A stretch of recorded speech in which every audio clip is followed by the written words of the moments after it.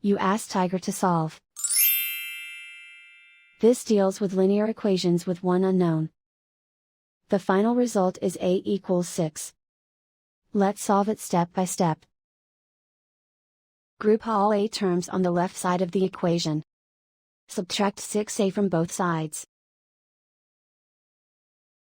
Group like terms. Simplify the arithmetic. Group like terms. Simplify the arithmetic. Group all constants on the right side of the equation. Add 3 to both sides. Simplify the arithmetic.